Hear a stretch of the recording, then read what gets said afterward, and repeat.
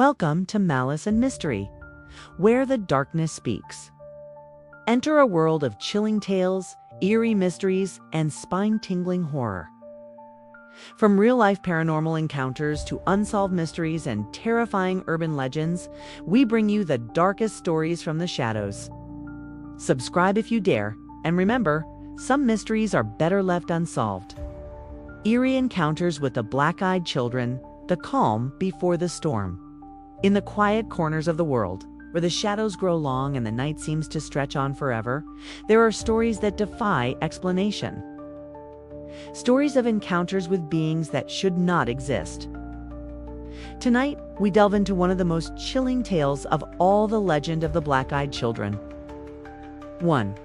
The arrival. The screen fades in to show a young woman, Sarah, in her late 20s, sitting on her couch in a cozy living room. She's reading a book, the soft glow of a lamp illuminating her face. The clock on the wall reads 9:45 p.m. The sound of a faint knock at the door breaks the silence. Sarah looks up, startled. Sarah, who could that be at this hour? She sets her book down and walks to the door.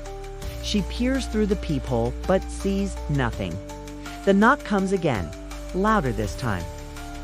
She hesitates, then opens the door slightly, keeping the chain lock on. Sarah, hello, is anyone there? The camera shifts to show two children standing on the porch, a boy and a girl, both around 10 years old. They are pale, with dark circles under their eyes. Their eyes, however, are completely black, like voids. They stare at Sarah with an unsettling intensity. Boy, can we come in? We need to use your phone.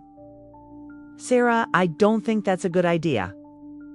Where are your parents, girl? Please? We're so cold. Just let us in for a few minutes. Sarah feels a wave of unease. She notices their clothes are old-fashioned, as if from another era. The children's voices are monotone, devoid of emotion. Sarah, I'm sorry, but I can't let you in. Maybe I can call someone for you? The boy steps closer, his black eyes locking onto hers.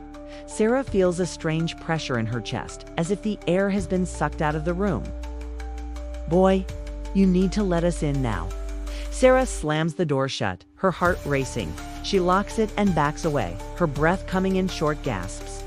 The knocking starts again, louder and more frantic. The sound echoes through the house. 2.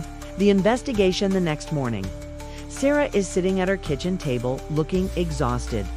Her friend Mark, a skeptical but concerned man in his early 30s, sits across from her, sipping coffee. Mark, so, let me get this straight. 2 kids with black eyes showed up at your door last night. And you think they were, what? Ghosts? Demons? Sarah? I don't know what they were, Mark, but they weren't normal. There was something ... wrong with them. Mark, maybe it was just a prank. Kids can be creepy sometimes. Sarah. No, it wasn't a prank. I felt something when I looked into their eyes. It was like they were trying to, control me or something. Mark, all right. Let's say these kids were real. What do you want to do about it? Sarah, I want to find out who they are. Okay. Maybe someone else in the neighborhood has seen them. The scene shifts to Sarah and Mark walking through the neighborhood, knocking on doors and asking questions. Most people are dismissive, but an elderly woman, Mrs. Thompson, invites them in after hearing their story. Mrs. Thompson, you've seen them too, haven't you? The children with the black eyes. Sarah, yes. Do you know who they are? Mrs. Thompson, they've been around for as long as I can remember. Some say they're lost souls. Others think there's something ... darker. But one thing's for sure, you must never let them in. Mark, come on. This is just an urban legend.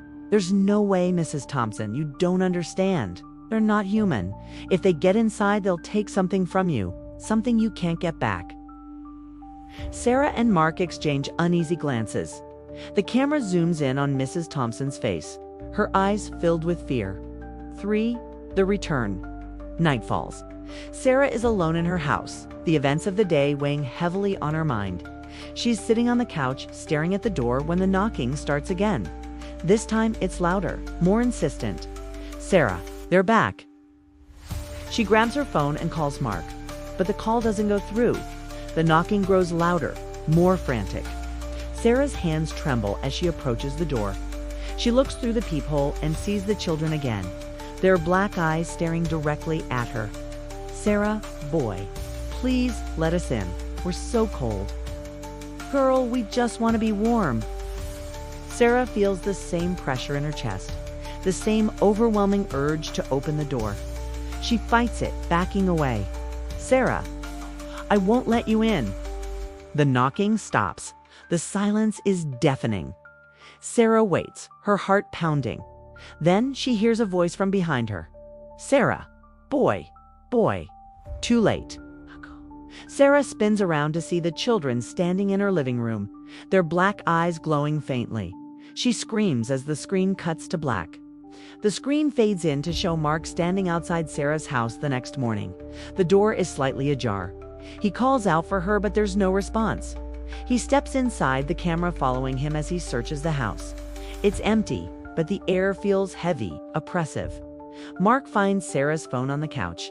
He picks it up and sees a video recording. He presses play. The screen shows Sarah's face, pale and terrified, as she whispers into the camera. "Sarah, if you're watching this, it means they got in. Don't let them in, Mark, whatever you do. Don't." The video cuts off abruptly. Mark looks around, his face filled with dread. The camera pans to the window where the two children are standing outside, staring at him with their black, soulless eyes. The screen fades to black as the whispers return, growing louder and more menacing. Narrator, beware the black-eyed children. For once they've chosen you, there's no escape. The whispers crescendo, then suddenly stop. The screen remains black as the credits roll, the only sound being the faint rustling of leaves in the wind.